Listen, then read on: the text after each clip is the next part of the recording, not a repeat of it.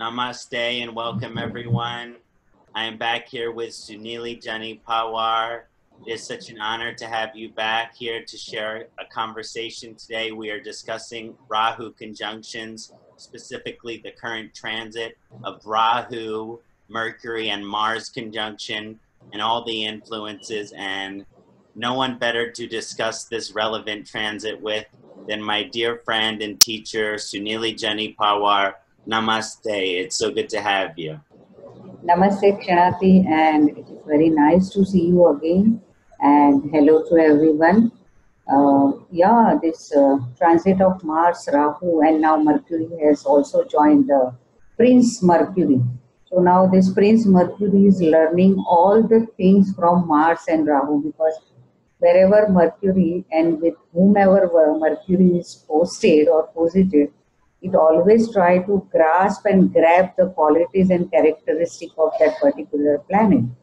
So now Mercury is also trying to become like a Mars. Mercury is just snatching the aggression of Mars and also the illusion of Rahu, I should say that. And it's in a Gemini. So Gemini people will be experiencing it at the peak, So, what is your take on this conjunction of, not exact conjunction, but all the three planets are together? I mean, just as we were discussing before we started the recording, these are really some difficult times that we're living in, because we not only have this Rahu, Mars, Mercury conjunction, but it's being aspected by the Saturn retrograde Ketu combination. So Yeah. I don't know the last times, I haven't seen anything like this in my lifetime before. I'm not sure if you've seen anything like this in your lifetime before, where such an intense Saturn, Ketu, Rahu, Mars aspect is so long lasting. And and the Saturn Ketu conjunction will last the entire year of 2019 for the most part. Rahu and Mars thank the heavens that eventually Mars will be leaving its position with Rahu soon. And so that will be very beneficial, because this quality of Rahu and Mars and Mercury, it's not really a friendly relationship. Now, I will say that Mercury, before Mercury even came in, it was worse. So when Rahu and Mars were in Gemini alone without Mercury, that is like hell. But Mercury, in some ways, even though, as Sunili ji mentioned, takes on qualities of the planet which surrounds it, because Mercury is in Mithuna, its own natural sign position, it gives strength to the Mercury. And so all of the difficult lessons that Rahu and Mars have been crashing our face against the ground, at least now with Mercury, we can intellectually understand them. We can understand the difficult lessons with Rahu. Rahu is the Maya, the illusion and confusion, but Mercury is the Buddhi. So maybe we know what is the illusion and what is the truth. And but this transit is really working itself through, and the Rahu Mars conjunction has not hit its peak yet, because Rahu is at 25 degrees, Mars is at 20 degrees, 20. and Mercury is at 10. 10 degrees. So Mars and Rahu are in same nakshatra, Purnarvasu, but different pada, but Mercury is still in a different nakshatra, it's still in Ardra. So, so when you look at this position of Rahu and Mars, it's still getting stronger and stronger and stronger. See, and Rahu represents illusion and confusion. It often leads us to Dharma or leads us to spiritual journeys, mystical and occult knowledge.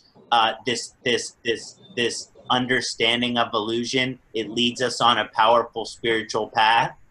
But when Mars gets involved, not necessarily, because Mars is more concerned with action and energy. And so when there is confusion and then you mix in the spice of action, that's not a good combination. we call that impulsivity. And that means that you feel something and you act on it. And luckily, Mercury is here to say, think a little bit. Think a little bit before your action. Discern a little bit. But before Mercury was there, and Rahu and Mars conjunction is very strong, when you want to do something, you act on that impulse. And sometimes when we act on our impulses without proper discernment, without proper moral and ethical intention, well, these actions have consequences. And I think a lot of people, including every single person, where Gemini sits in your chart, where if you're a Gemini ascendant, Gemini moon, Gemini sun, Gemini Rahu, Gemini Ketu, whatever the position is in your chart or wherever Gemini is, this could show an area where you are acting impulsively. This can show an area where you are experiencing some confusion. Now, again, I think Mercury's helping out the situation a little bit.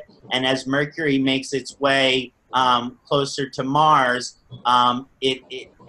because it experiences, Rahu is the confusion and Mercury is closer to Mars.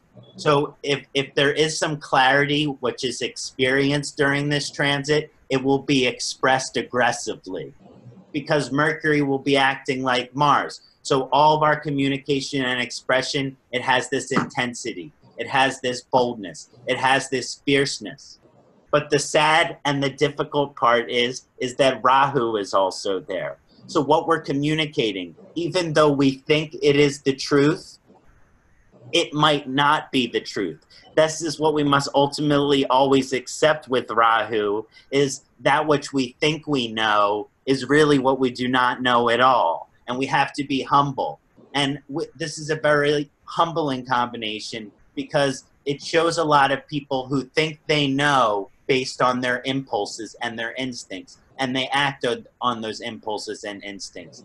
Later, they might find out through the karmic repercussion of their actions that the energy is a little bit different, that there are consequences to your actions, that you actually have to think before you act. You have to make sure that this is a dharma act, not an a-dharma act, not that the confusion and the maya and the illusion. So it is a very difficult transit, and if we're going to isolate the Rahu conjunctions, first we look at Rahu-Mars conjunction because they're only 5 degrees apart. This is a good combination for warlord. This is a good combination for general. This is a good combination for, no one knows Genghis Khan's chart, but he could probably be a Rahu-Mars ascendant. It is a very type of energy which is powerful, but is powerful in war, is powerful in command, is powerful as a general, skanda, right? We call Mars skanda. So there is this kind of fueling of the ego. Mars is not an egoless planet. Rahu is not an egoless planet. So you take these two planets, which when they're manifesting malefically, inflate the ego, and you combine them together, this is a heavy time for ego inflation as well. So we can always see that playing out in politics right now, and these politicians are really going full time with their egos. And they're also acting on their impulses. They're making radical choices, radical decisions that don't make much sense. But the interesting thing, as Mercury makes its way through, maybe they realize that the action or choice or thinking or actions that they have taken, that there will be more discernment in the future. The type of lessons that I see people learning during this transit is I feel an impulse and I make a mistake. Or I commit some type of action that at the time I thought was a good decision, but now with the intellect coming in and my emotion, that maybe it wasn't. And so then they think about, how can I grow? How can I evolve? How can I become a better person? How can I not fall back into this old pattern again? So Rahu and Mars, it does kind of push us back into our old patterns. Let's say you quit cigarette. I wouldn't be surprised that during this transit you picked up a cigarette. It is this energy of falling back into these old patterns. And why do we do that? Because Rahu and Mars is this confusion action. It's the illusion of action. It can actually show a lesson that we've already learned, and yet we're repeating the same mistake of a lesson that we've already learned. So this is a very difficult transit, especially when Gemini has a significant position in the chart. Less strong right now, but will be getting more strong is the Rahu-Mercury conjunction, because I did want to just isolate the nodal conjunction here. And see, Rahu and Mercury, it's not as uncomfortable as Rahu-Mars. Some believe that Rahu has strong position in Gemini and Virgo, which means there's a friendly relationship with Mercury. So some believe that Rahu and Mercury can have a friendly relationship. I think that comes from there being illusion, and the only way we can understand illusion is confusion, is the lack of knowing something. And on the other side of it, you have Mercury, which represents knowledge. So when the friendly relationship between Rahu and Mercury I see is truly knowing what you know and being able to express what you know, but also knowing what you don't know. And I think knowing what you don't know is even harder than being confidently expressing in what you know. It's being humble and realizing that the wisest person in the world is the person who realizes that he knows nothing at all. And that's what I think some of the deeper lessons of this transit is, that we know nothing, we do not know the future, we do not, and we sometimes feel that we know and we act on that feeling. But that can be illusion as well. And so Rahu has been teaching us some of these difficult lessons along with Mercury and Mars. And I'm curious to hear some of your insights as well, Sunil. Yeah, absolutely. Yeah, this in Hindi we call it as a trikut. Trikut means three people or three special featured people are coming together to show their, to show their picture or to show their show, that what we are going to perform. And the first and foremost was the Rahu. Rahu came in action in Mithuna, and then he tried to just convey the messages to Gemini, because Gemini is a Mercury sign, and we always see that Rahu is always comfortable with Mercury or in Mercury sign. So Rahu was little bit okay. And as per nature's chart, if we see, so Gemini sign comes in the third house of courage, third house of efforts. Okay, so we always say that whenever Rahu is in the three Shadiyadi houses, that means 3, 6, 11th house, the Rahu feels more comfortable, and all these three houses are more prominent and more comfortable to welcome the malefic planets or to welcome the aggressive planets like Saturn, Mars, Rahu, Ketu. All these three houses are welcoming houses for these planets. So when Rahu was alone there, people were like, okay, now something good will happen. If you see as per the nature's chart, so everyone is having the Rahu in the third house nowadays, right? If we put the nature's chart, and then we have to see that whether we have any planets in Gemini or no, or whether any planets are aspecting the Gemini sign or planets, because already Saturn and Ketu have the 180-degree aspect over each other, these planets. So many planets now, 5 planets are together opposite to each other. So they are in a war of tug, But Saturn and Ketu are trying to make the things very lenient and very slow. Okay? At the same time, here Mars and Rahu are trying to push the events. The events depends on your Mahadasha, Antardasha. Now one has to see that what dasha this person is going through, what type of events or what type of fruits this person will be getting. That totally depends on your dasha, because each of us are having the transit of the same planets, but all of us have different events happening in our life. That means we have different planetary positions, we have different dashas, whatever we are running. And first and foremost, we have to see that what placement of this Rahu, Mars, and Mercury are from our original Rahu, Mars, and Mercury. Okay, if they are 6A to each other or they are not in good combination to each other, definitely the aggression of roots will raise. Second thing, Rahu and Mars already have a combination of illusions with the passion, illusions with the expressions, illusion with the aggression.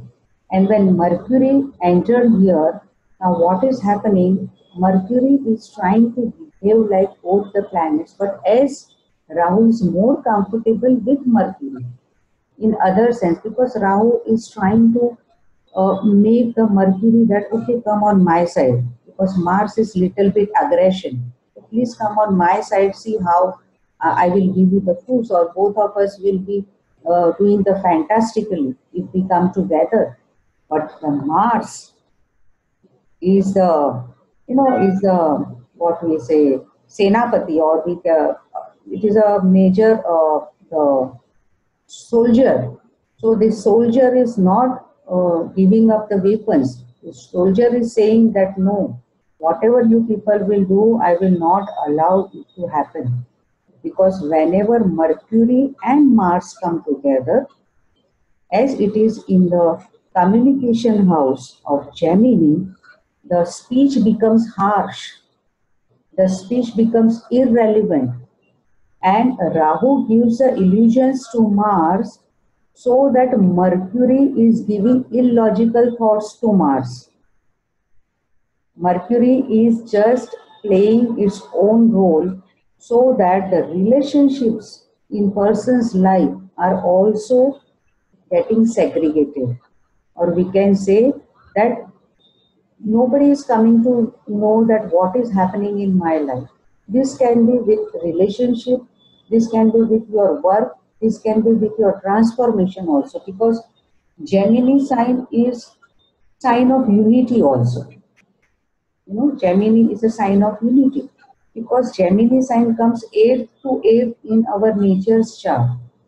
And when Mars is posited there, as you said, that spiritually also it is aggravating and activating the person's life, because Mars denotes the Hatha Yoga. If Mars is powerful in the chart, even though other precipitating factors are not supporting the person, but alone Mars can give the best Hatha Yoga to the person. Specifically, as third house is the house of sadhana, is the house of deep meditation, because there comes the time after 2 a.m. to 4 a.m. in the third house. So always you see that during this period, as the problems are coming near or any wishes are coming, the wish list is becoming long, and problems list is also becoming long. So people are just surrendering to the spirituality. And that is why the spiritual element gets awakened in any form. Some goes in deep sadhana, some goes in temporary sadhana. But everybody is surrendered during this period. Now, as it is in Punarvasu Nakshatra, both the planets, and Mercury is in Ardhara Nakshatra. So I will say, out of all these three planets, now Mercury is playing the major role. Because Mercury has Rahu also, Mercury has Mercury also, and Mercury has Mars also in the Gemini sign. So now in anybody's chart, specifically in our Jyotish's chart, if Mercury is very prominent, you will find that if you are a blogger or if you are a writer, people will start writing the books. The authors, they will get the new ideas, new concepts to write the books, because Mercury will just boost the Rahu also, and Mercury will boost the Mars also, unless and until it is in Ardhara Nakshatra, because it is a moist Nakshatra.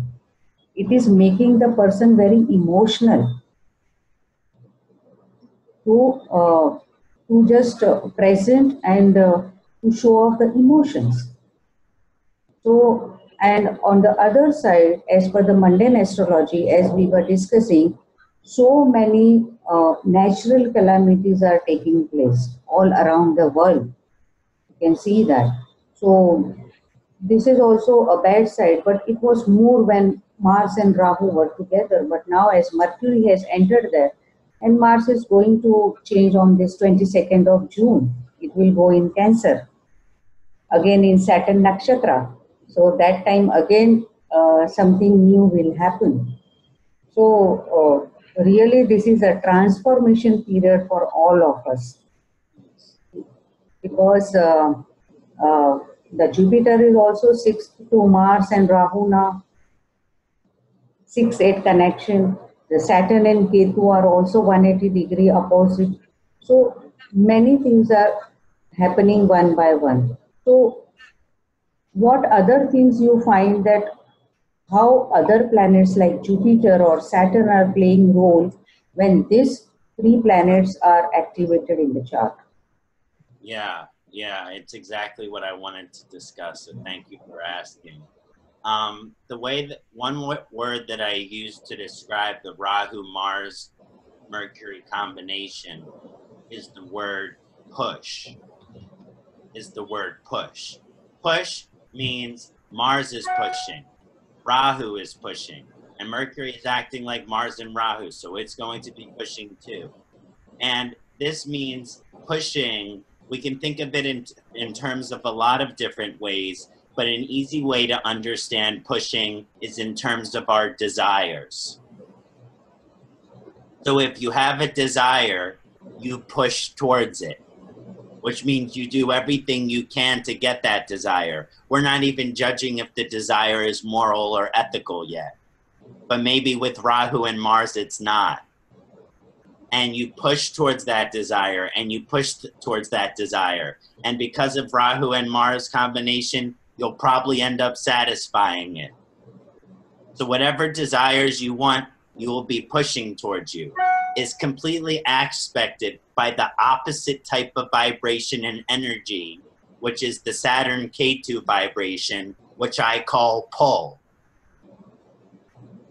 So you have Rahu, Mercury, and Mars push, Saturn retrograde, Ketu pull. And it's like you have 4 horses pulling your arms in different directions and your legs in different directions. And this pull of Saturn and Ketu, it wants to, especially because it's in Sagittarius, which is the Guru sign, but then also Guru is retrograde in Scorpio. It'll be much better once the Guru reaches Sagittarius, Dhanus.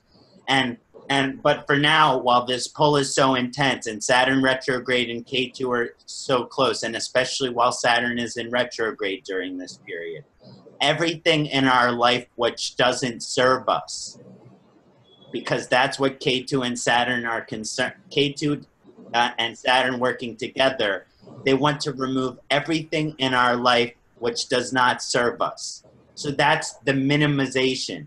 That's the subtraction. That's the removal. That's the letting go. That's the moksha. That's the surrender. That's the acceptance. And all these things sound really positive, but they're very painful. Usually the things which we have to let go of, which are no longer serving us, are the things that we are the most attached to. And if you look at the Rahu-Mars aspect, which is the push, we're really giving into our attachments. We're pushing towards our attachments. We're giving into our attachments. We're desiring our attachments. And at the same time, Saturn and Ketu, which is the bigger lesson, because soon Mars will leave Rahu, Mercury will leave Rahu, and Saturn and Ketu will remain together for much, much longer. So yes, right now we feel all this temptation of the push of all the things that we want, all the things that we desire. How do we get our hands on those things? Whether it's money or relationship or whatever it may be. How do we get these things? But Saturn and Ketu on the other side of the aspect is saying, well, if that doesn't serve you, it should not be in your life no matter what.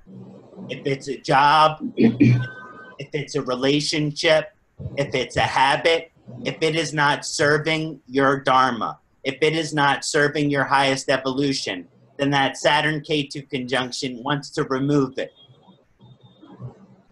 So, to summarize, push and pull scenario, and while this Rahu, Mars, Mercury is very tightly conjunct, you can still see people giving, not letting go of the things which Saturn and Ketu wants them to let go of. They hold on to these things for dear life. They say, please don't go. Please don't go. Please don't go. They try to... And now Sun is also entering on 15th of June. Sun is also entering Surya. See now have you observed the combination now, how it is behind the Mars, Rahu and Mercury there is Surya or Sun and Venus now. Yeah. Venus is also there. And behind Saturn and Ketu there is a Jupiter. Okay. So Jupiter is just supporting the Saturn and Ketu because Jupiter is already near to its mul Trikona Rashi. Okay, and then Surya, which is in Taurus sign, is going towards the Gemini, which is his favorite sign. Again, Mercury will become more boosted up. Mercury will become more support.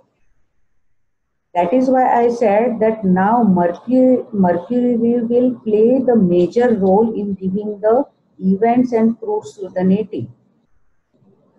And then Mars is again going to Cancer sign. But Rahu, as you said, Rahu will remain alone. But then again, Sun and Rahu combination is going to be there. And then Venus and Rahu. It is a Grahan Yoga. Surya and Rahu again will be there in Gemini. Again, the Saturn will be aspecting the Sun. Then again, other fruits you will experience. But not like Mars and Rahu. It will be lesser than that. Yes, because I agree with that. Because the Sun in Rahu is more magnetic. Yeah, it will be lesser than that. So Mars in Rahu is more unattractive. I mean, yeah. Yeah, because see, Rahu always plays its role wherever it is placed. It will give illusion also. It will give you fantastic proof also, because you cannot judge Rahu. You cannot shape Rahu, or you cannot put Rahu in particular box. You cannot feature Rahu. Rahu has so many features, so many signification. Whatever you speak about Rahu, it will show you something adverse only. And if you will speak adverse about Rahu, it will give you fantastic proofs. So that is why it is called as illusionary planet. It's a shadow planet, because you cannot read the shadow. Only you can see your shadow. You do not know what is happening inside it. It's total black. Right? So that is why when Mars is there, so Mars is totally red. So red and black are not a good combination. But when green Mercury is entering, it's a good combination. Yeah. It's a green zone now. That is why now we have to rely more on Mercury, even though it is a prince planet. Even though it is called as a non-mature planet. But still now it is holding a very high position, because it is subsiding, it is pacifying the severe effects of Rahu and Mars. Yeah, it really is acting like a guardian angel. And Yeah. many of the depictions of the paintings of Mercury in Greek and Roman painting, he's a little angel with wings and everything. So Exactly. you can see the angel side of Mercury coming in during this transit. It shows that no matter what illusion is going on in the native's life, that the associations with Mercury will still allow success in the areas of life where Mercury is influencing. So no matter what heartbreak or whatever pain and suffering Rahu and Mars is causing you, that the Mercury is saying, well, that is an illusion, and you can't change that. You must surrender, live in the moment, and with that you can achieve all of the activations of Gemini in your chart, Virgo in your chart, and the position of Mercury in your chart. So this is a Yes. very good time for achievement wherever there is Mercury energy in the chart. And actually, if someone has very good Mars position, as Sunili mentioned, it's not a bad time for them to achieve with their Mars karma. But this is a very difficult time for people with the challenging Mars position. This is and like also Sunili said, we cannot put Rahu in the box. So we cannot say Rahu is good or bad, positive, negative. That's why some say that there is no dignity with Rahu, that we should not even approach Rahu with planetary dignity. And I understand that because it is beyond that understanding. But I do very much like your analogy of the black and the red. Red light means stop. But the issue with Mars is it means go. And if you can't see the light, which is black, which is shadow, you don't see the red light. So you run the red light. But now the light is green, which means it's a little bit safer for the passing now. Yes. Yes. But still, we will be tempted with our impulses. We will be tempted with our desires. But the green light knows that whether this is going to be helping us or not. So it's definitely a better position than it was, but it's still a very difficult transit because of the Saturn K2. Like you said, Jupiter's behind Saturn in K2 waiting to join its Mula Tricona position. And the Sun is behind in Taurus, whereas we're waiting to join its good position in Gemini. So one of the things that we learn about as we study astrology, as we love astrology, that no matter how difficult the transit is, and this is one of the reasons I became an astrologer, because people, when they are going through their greatest suffering, they say, this is what I expect my whole life. This is the suffering which I think I will happen my whole life. This is my life. This is the suffering, that is life, and that is my whole experience. But when you study the Jyotish, all suffering is temporary. All karma is temporary. All pain and challenge and obstacle is temporary. And so as, Sunili and I discussed the challenge of this period, we also discussed the benefit of this period. And we also discussed the fact that Mars will enter Cancer on the 22nd of June. So that will be good. And Rahu will be back on its own at that point. And it will be a different difficult energy with Mars at that point, though. Maybe we can do another video and then, because Mars will be in its debilitation position. So so that is a difficult position for Mars. But Rahu, the confusion and illusion and trying to figure out what the answer is, there's so much uncertainty around that right now. And when Rahu is alone and Mars and Mercury have made their way through Gemini, there will be a lot more clarity where there was confusion. There will be a lot more closure where there was a lack of closure. There will be a lot more certainty where there was uncertainty. But while this transit is still going on, we have to embrace the uncertainty. I think as human beings, this is one of the most impossible things for us to do. To embrace the uncertainty, to be like, you know what? I don't know what tomorrow is. I don't know what next week is. I don't know what next month is. So I'm just going to live in today. I'm just going to live in the now. And I actually think Saturn and Ketu would offer a similar lesson. Because it wants us to let go of which doesn't serve us. And any speculation about the past or the future, it rarely serves us. So, Right. Please continue. Yeah. And so, my final conclusion about all this is, yes, it's difficult, but it's getting better. And all of the suffering that you might be experiencing in your life related to the Saturn K2 transit or related to the Rahu Mars transit, remember that all things in Jyotish and karma are temporary. so is our suffering, so is our pain. And there will be another time of unity. There will be a time of peace. There will be a time of freedom.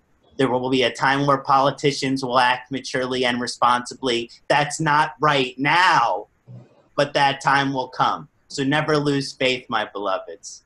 Yeah, absolutely. And Rahu, as we are discussing Rahu is a Kali Yuga planet.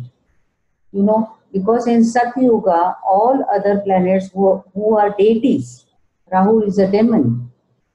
So when the demon is existing, when the Kali Yuga is coming, Kali Yuga was a demon. There is a Satyuga, Treta Yuga, Kali Yuga, like that all yugas are there. So Kali Yuga was trying to enter its existence in Satyuga only, but it was not allowed by the Satyuga.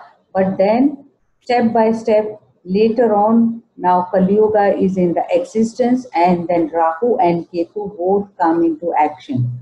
So we all are living a Rahu Ketu life, okay, and we are just getting the nourishment by all the other planets to tackle the Kali Yuga.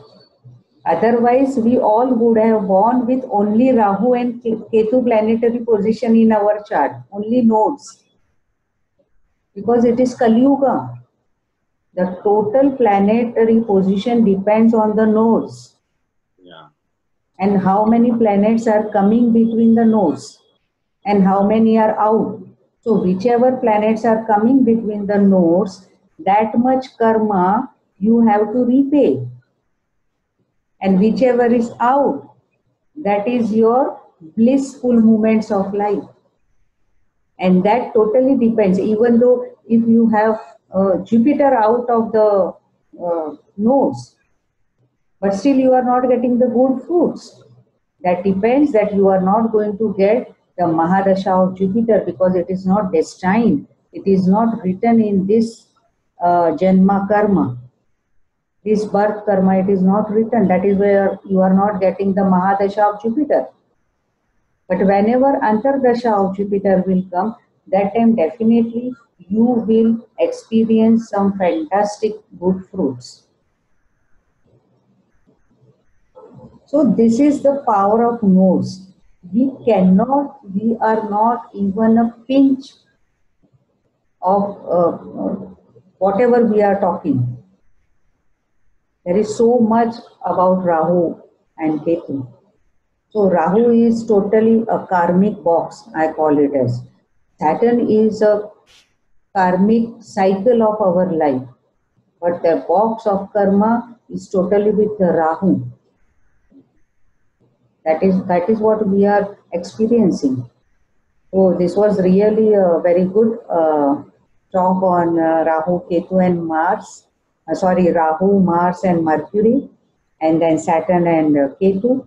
And yes, next session we will definitely discuss about another planetary positions with Rahu. We will continue talking about it. And it's a never-ending story. Yes, I think it will be good for us to do Sun Rahu and Jupiter Ketu, because those will be the transits which will be coming next year. Definitely. And, well, Sun Rahu much sooner, but yeah, Jupiter Ketu will be big transit for the next year. Yeah, that will be around November. Yeah. So we will discuss Sun Rahu before that. So this was very nice. Thank you so very much, Ksanati. Namaste. Namaste. God bless all.